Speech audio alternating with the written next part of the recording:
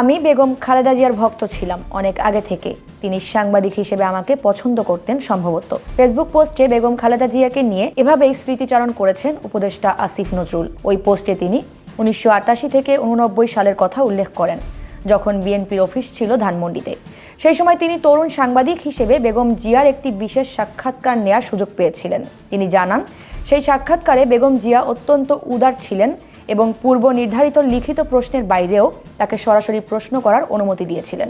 জীবন অবাক না করলে কে করবে? 28% মিল্ক ফ্যাটের অবাক করার সাথে ফ্রেশ মিল্ক পাউডার। জীবন অবাক করুক প্রতিদিন। পিএইচডি শেষ করে দেশে ফেরার পর আসিফ নজরুল কলামিস্ট ও টক শো ব্যক্তিত্ব হিসেবে পরিচিতি পান। ওই পোস্টে তিনি উল্লেখ করেন, 2009 সালে আওয়ামী লীগ ক্ষমতায় আসার পর বেগম জিয়ার ওপর যে মিথ্যা মামলা, অপবাদ এবং নির্যাতন শুরু হয়েছিল, সেই কঠিন সময়েও তার অটল সাহসিকতা ও দেশপ্রেম দেখে আসিফ নজরুলের শ্রদ্ধা বহুগুণ বেড়ে যায়। গত 15 বছরের শাসন আমলে তিনি নিয়মিত খালেদা জিয়ার পক্ষে সোচ্চার ছিলেন।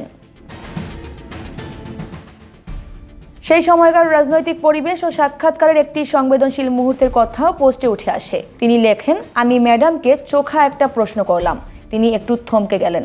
এর সময় পেছন থেকে আপত্তি উঠলেও পরিস্থিতি সামাল দেন বেগম খালেদা জিয়া। এ প্রসঙ্গে তিনি লেখেন, ম্যাডাম তাকে থামালেন, তারপর হাসি মুখে আমার প্রশ্নের উত্তর দিলেন। একই সঙ্গে ওই পোস্টে এই উপদেষ্টা দাবি করেন, বিগত 15 বছরের শাসন আমলে যখন মুক্তমনা মানুষের কণ্ঠরোধ করা হয়েছিল, তখনও তিনি নিয়মিতভাবে খালেদা জিয়ার আইনি ও মানবিক অধিকারের পক্ষে কথা বলেছেন। তার মতে বেগম জিয়া কেবল একজন নেত্রী নন, বরং বাংলাদেশের সার্বভৌমত্ব ও গণতন্ত্র রক্ষার সংগ্রামের এক প্রতীক। সর্বশেষ বেগম জিয়ার শেষ বিদায়ের দিনের স্মৃতি তুলে ধরে আসিফ নজরুল লেখেন, ম্যাডামকে শেষ বিদায় দেওয়ার দিনে প্রায় সারাটা সময় ছিলাম ওনার আর ওনার পরিবারের আশেপাশে। ওনাকে জড়িয়ে রাখা ছিল বাংলাদেশের জাতীয় পতাকা। এই পতাকা ওনার সন্তানের হাতে তুলে দেওয়ার সৌভাগ্যও হলো আমারই। আল্লাহর কাছে হাজারো শুকরিয়া।